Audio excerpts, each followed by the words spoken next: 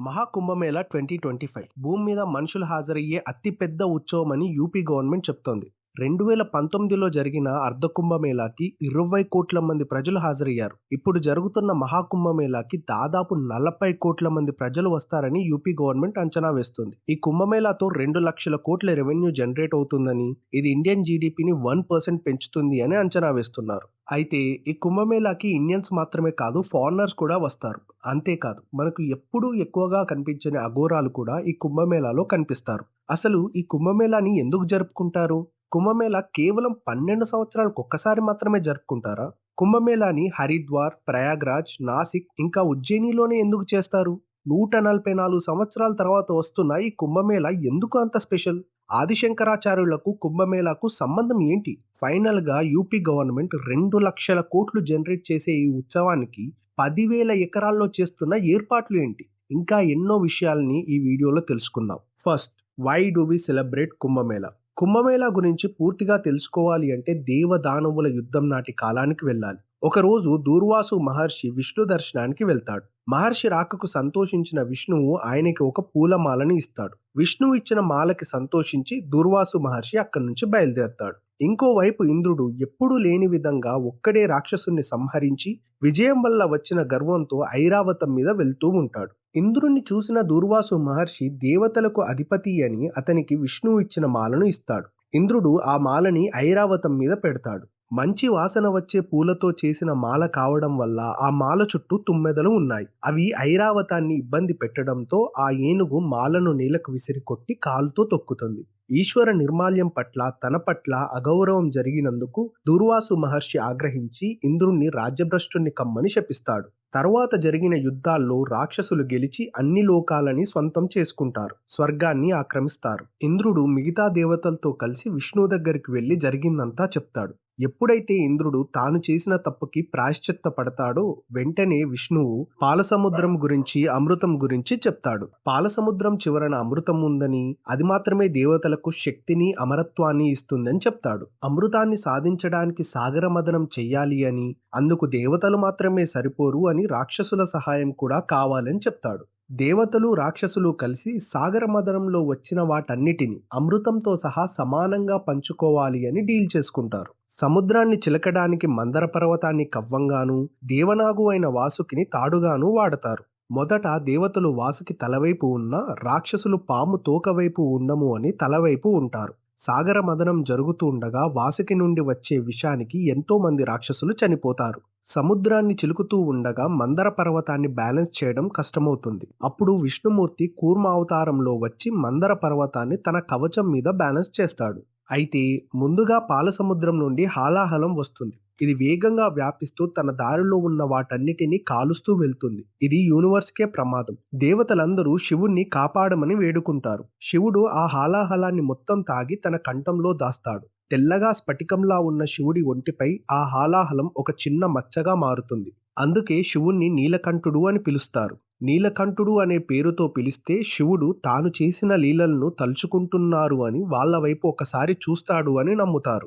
సరే, మళ్ళీ సాగర మదనానికి వద్దాం. తరువాత సముద్రం నుండి లక్ష్మీదేవి ఆవిర్భవించి విష్ణువుని భర్తగా స్వీకరిస్తుంది. తర్వాత వచ్చిన కౌస్తుభమణిని విష్ణువు తీసుకుంటాడు. కామధేనువు, ఉచ్చైశ్రవ వసు అనే 7 తలల తెల్ల గుర్రాన్ని, పారిజాతం అనే చెట్టుని దేవతలు తీసుకుంటే, వరుణి గాడెస్ ఆఫ్ వైన్ ని రాక్షసులు తీసుకుంటారు. చివరన ధన్వంతరి గాడ్ ఆఫ్ ఆయుర్వేద ఒక కుంభం అంటే కుండలో అమృతంతో సముద్రం నుండి వస్తాడు. అమృతం రాగానే దాన్ని సొంతం చేసుకోవడానికి దేవతలకు, దానవులకు మధ్య యుద్ధం మొదలవుతుంది. ఈ యుద్ధం మొత్తం 12 రోజులు జరిగింది. అయితే ఈ యుద్ధం జరుగుతుండగా కుంభం నుండి అమృతం భూమి మీద 4 చోట్ల పడుతుంది. అవే ప్రయాగ్రాజ్, నాసిక్, ఉజ్జయిని, హరిద్వార్. అమృతం పడడం వల్ల ఇక్కడి నదులు డివైన్ గా మారాయి అని, ఇందులో నదీ స్నానం చేస్తే తెలియక చేసిన తప్పులు తొలగిపోతాయి అని, ఆరోగ్యం శుభం కలుగుతుంది అని నమ్ముతారు. అప్పుడు మహావిష్ణువు మోహిని అవతారంలో వచ్చి రాక్షసులను మాయ చేసి దేవతలకు మాత్రమే అమృతాన్ని పంచుతాడు. దీన్ని గమనించిన ఒక రాక్షసుడు దేవతల రూపంలోకి మారి అమృతాన్ని తాగుతాడు. దాన్ని చూసిన చంద్రుడు బృహస్పతి విష్ణువుతో చెప్తే ఆ రాక్షసుడి తలను విష్ణువు తన చక్రంతో కట్ చేస్తాడు. కానీ అప్పటికే అమృతం లోపలికి వెళ్లడంతో ఆ తల, బాడీ అమరత్వాన్ని పొందుతాయి. వాళ్ళే రాహుకేతువులు. అయితే ఇంతకుముందు చెప్పాను కదా, ఈ యుద్ధం మొత్తం 12 రోజులు జరిగిందని. దేవతా లోకంలో ఒక్కరోజు భూమి మీద ఒక సంవత్సరంతో సమానం. అంటే ఈ యుద్ధం జరుగుతుండగా భూమి మీద 12 సంవత్సరాలు గడిచిపోయాయి. అందుకే 12 సంవత్సరాలకొకసారి ఈ యుద్ధాన్ని, దేవతల విజయాన్ని సెలబ్రేట్ చేస్తూ ఈ 4 చోట్ల కుంభమేళా జరుపుతారు. ఆదిశంకరాచార్యుల కన్నా ముందు నుండే ప్రజలు మాఘమాసంలో నదీ స్నానాలు చేస్తుండేవారు. కుంభమేళా జరుపుతుండేవారు. అయితే ఆదిశంకరాచార్యులు ఈ కుంభమేళాని ప్రచారం చేసి పెద్ద ఎత్తున కుంభమేళా జరగడానికి, అన్ని ధర్మాల వాళ్ళు, అన్ని సిద్ధాంతాలను పాటించే వాళ్ళు ఒక్కచోట కలుసుకొని వాళ్ళ ఫిలాసఫీని చర్చించడానికి, అద్వైత్వాన్ని ప్రమోట్ చేయడానికి కృషి చేశారు. శంకరాచార్యుల వారే ఈ కుంభమేళాని స్టార్ట్ చేశారు అనడానికి ఆధారాలు లేవు, కానీ ఇప్పుడు ఈ కుంభమేళా ఇంత పెద్ద ఎత్తున జరుగుతుంది అంటే అందుకు కారణం శంకరాచార్యులే. Next, types of Kumbh Mela. ఈ కుంభమేళా 4 రకాలుగా ఉంటుంది. మాఘమేళా, కుంభమేళా, అర్ధ కుంభమేళా, పూర్ణ కుంభమేళా. First one Magh Mela. దీన్ని ప్రతి సంవత్సరం మాఘమాసంలో ప్రయాగ్రాజ్లో జరుపుతారు. రెండోది కుంభమేళా. దీన్ని ప్రతి 3 సంవత్సరాలకు ఒకసారి ప్రయాగ్రాజ్, ఉజ్జయిని, హరిద్వార్, నాసిక్లో ఏదో ఒక ప్లేస్లో జరుపుతారు. జూపిటర్ అంటే గురుగ్రహం, సూర్యుడు ఇంకా చంద్రుడు ఏ రాశిలో ఉన్నారో అన్న దాన్ని బట్టి ఈ కుంభమేళా ఎక్కడ జరగాలో నిర్ణయించబడుతుంది. జూపిటర్ కుంభరాశిలో, సన్ మేషరాశిలో ఉంటే హరిద్వార్లో కుంభమేళా జరుగుతుంది. ఇక్కడ గంగా నది ప్రవహిస్తుంది. ఇక్కడ నదీ స్నానం చేయడం వల్ల మోక్షం వస్తుంది అని, స్పిరిచువల్ జ్ఞానం కలుగుతుంది అని నమ్ముతారు. జూపిటర్ వృషభ రాశిలో లేదా వృశ్చిక రాశిలో ఉండి సన్ అండ్ మూన్ మేషరాశిలో ఉంటే ప్రయాగ్రాజ్లో కుంభమేళా జరుగుతుంది. ప్రయాగ్రాజ్లో గంగా, యమున, సరస్వతి నదులు కలిసి త్రివేణి సంగమంగా ఏర్పడతాయి.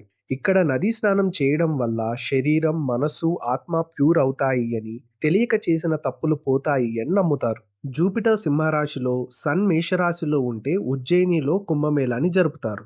ఇక్కడ పవిత్రమైన క్షిప్రా నది ప్రవహిస్తుంది. ఇక్కడ నదీ స్నానం చేయడం వల్ల అజ్ఞానం ఇంకా మాయ తొలగిపోతాయి అని నమ్ముతారు. జూపిటర్ అండ్ సన్ రెండు సింహరాశిలో ఉంటే నాసిక్లో కుంభమేళా జరుగుతుంది.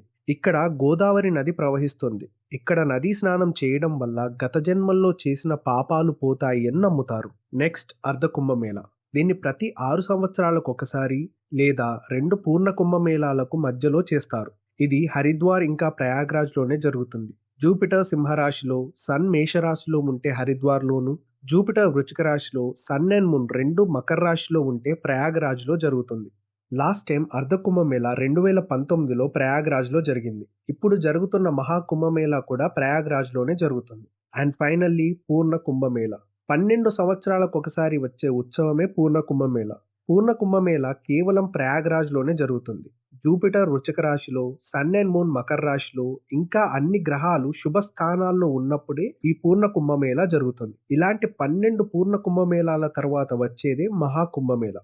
Next, how big is Maha Kumbh Mela? Maha Kumbh Mela జనవరి 13 నుండి ఫిబ్రవరి 26 వరకు 45 డేస్ జరుగుతుంది. 10,000 ఎకరాల్లో జరిగే ఈ మహాకుంభమేళాకి 40 కోట్ల నుండి 55 కోట్ల మంది ప్రజలు వస్తారని యూపీ గవర్నమెంట్ చెప్తోంది. ఈ 45 రోజుల్లో 7 ఇంపార్టెంట్ డేస్లో రోజుకి 1,50,00,000 నుంచి 6 కోట్ల మంది ప్రజలు నదీ స్నానాలు చేస్తారని అంచనా వేస్తున్నారు. ఈ కుంభమేళాకి యూపీ గవర్నమెంట్ 7,000 కోట్ల రూపాయల బడ్జెట్ కేటాయించింది. 1,60,000 టెంట్స్, 1,50,000 టాయిలెట్స్, 10,000 సీసీటీవీ కెమెరాలు, 67,000 స్ట్రీట్ లైట్స్, 45,000 సెక్యూరిటీ, 15,000 శానిటరీ వర్కర్స్ని యూపీ గవర్నమెంట్ అరేంజ్ చేసింది. ట్రాన్స్పోర్టేషన్ కోసం 3,000 స్పెషల్ ట్రైన్స్ని రన్ చేస్తున్నారు.